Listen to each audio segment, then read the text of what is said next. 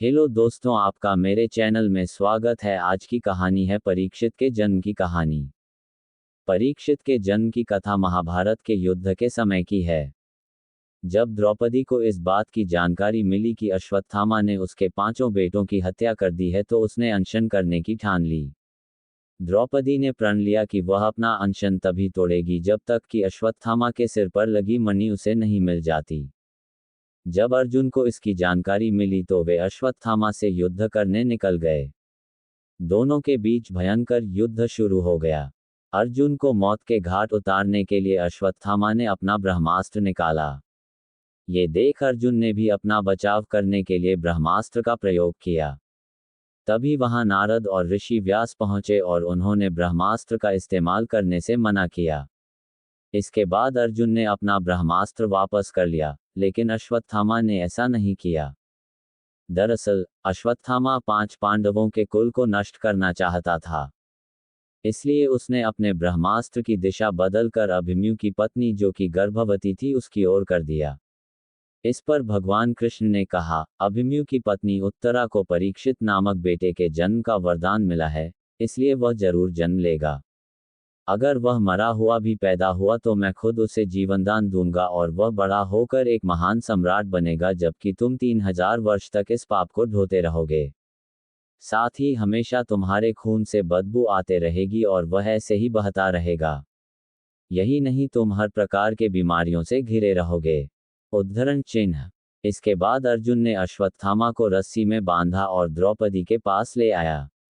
अश्वत्थामा की हालत देखकर द्रौपदी को दया आ गई और उसने अर्जुन से उसे छोड़ने की अपील की। मगर भगवान कृष्ण ने ऐसा नहीं होने दिया और उन्होंने अर्जुन को आदेश दिया कि उसके सिर से मणि निकाल ले और द्रौपदी को दे दे। इधर ब्रह्मास्त्र के गर्भ में जाते ही उत्तरा को तेज दर्द होने लगा। ये देख भगवान कृष्ण ने अपना छोटा रूप धारण किया और उत्तरा के गर्भ में दाखिल हो गए। कृष्ण का छोटा रूप एक अंगूठे के बराबर ही था। वे शंख, चक्र, गदा और पद्म सब कुछ धारण किए हुए थे। उत्तरा के गर्भ में अश्वत्थामा द्वारा छोड़े गए ब्रह्मास्त्र की आग को शांत कर रहे थे। वहीं गर्भ में पल रहा बालक उन्हें देखकर हैरान था कि मेरी मां के गर्भ में ये कौन घुस गया है। कुछ समय बाद उत्तरा ने अपने बच्चे को जन्म दिया, लेकिन वह मृत पैदा हुआ। ये देख वह रोने लगी। उसने भगवान कृष्ण से कहा, ये नारायण, आपने तो कहा था कि मेरा बेटे पर ब्रह्मास्त्र का असर नहीं होगा और वह जीवित ही पैदा होगा। वह सालों तक अमर होकर राज करेगा, लेकिन ये तो मरा पड़ा है। इसे जीवित करने की कृपा करो प्रभु। उत्तरा की बात सुनकर भगवान कृष्ण तुरंत प्रसूति गृह में प्रवेश किया और कहा, हे पुत्री, तुम दुखी न हो। तुम्हारा बेटा जरूर जीवित होगा। मैंने खुद इसके जीवन की रक्षा की है। इसके बाद कृष्ण भगवान ने मृत बालक पर अमृतमयी नजरें डाली और कहा, अगर मैंने जीवन में कभी झूठ का साथ नहीं दिया है और हमेशा ब्रह्मचर्य के नियमों का पालन किया है, कभी किसी लड़ाई में अपनी पीठ नहीं दिखाई है, न ही कभी अधर्म का साथ दिया है, को अभी इसी समय अभिमन्यु का ये पुत्र जो मरा पड़ा है वह जीवित हो जाए। इतना कहने के बाद कृष्ण ने जब उस मृत बालक पर अपना हाथ डाला तो वह जीवित हो गया और रोने लगा।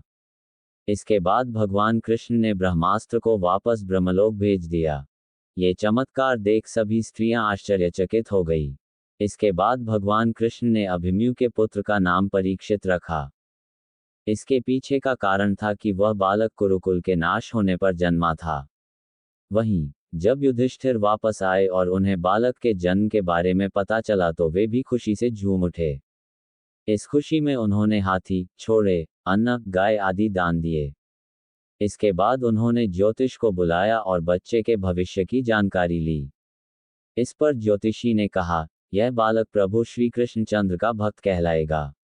यह एक धर्मी, यशस्वी, पराक्रमी व दानी होगा। उद्धरण चिन्ह।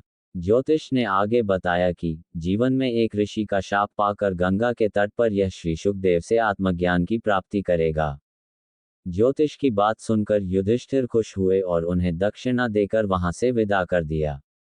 कहानी से सीख। इस कहानी से हमें ये सीख मिलती है कि कभी भी किसी कार्य को छल कपट के साथ नहीं करना चाहिए। इससे हमारा बुरा ही होता है।